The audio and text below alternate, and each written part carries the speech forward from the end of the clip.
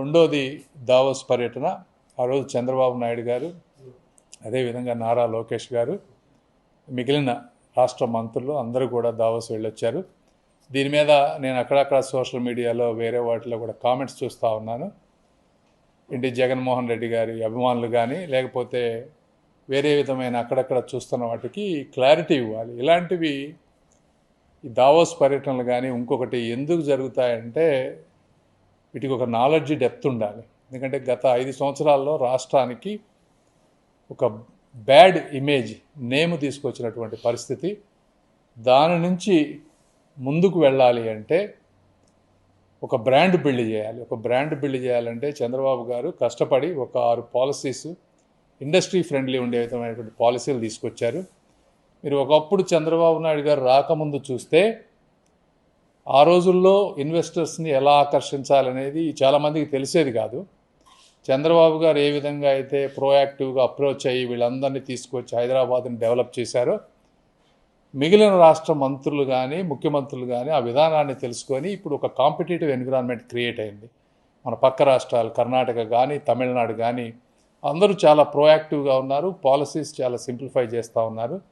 ఇలాంటి పరిస్థితుల్లో విడిపోయిన ఆంధ్ర రాష్ట్రానికి కొత్త ప్రాజెక్టులు తీసుకురావాలంటే మామూలుగా కన్నా కూడా ఎక్కువ కష్టపడాల్సినటువంటి పరిస్థితి.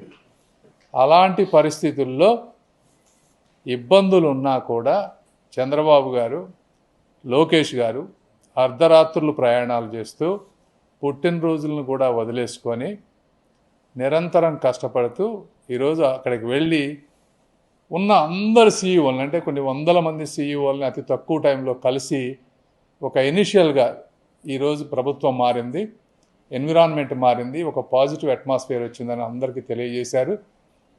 దీనికంటే ముందే ఎన్నో లక్షల కోట్ల పెట్టుబడి మీరు ఈరోజు చూస్తూ ఉంటే ఆంధ్ర మల్టిపుల్ విధాలుగా తీసుకొచ్చేటువంటి పరిస్థితి.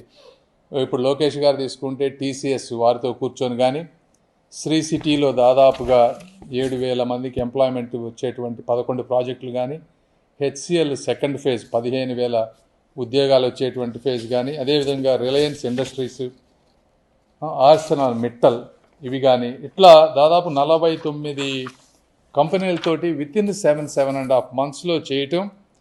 టూరిజంకి వచ్చేటప్పటికి 6 మేజర్ ప్రాజెక్ట్స్. ఇవన్నీ ఆ రోజున మొన్న ఎలక్షన్లో గెలిపించిన విధానం ఏంటంటే నిరుద్యోగ యువత కూటమి ప్రభుత్వం వస్తే వాళ్ళకి ఎంప్లాయ్మెంట్ వస్తుంది అనేటువంటి ఉద్దేశంతో మా కూటమి ప్రభుత్వాన్ని గెలిపించారు. దాని గురించి నిరంతరం కష్టపడుతూ ఉన్నారు. గత 5 సంవత్సరాల్లో మీరు చూస్తే అసలు వీళ్ళు వెళ్ళిన పరిస్థితి లేదు.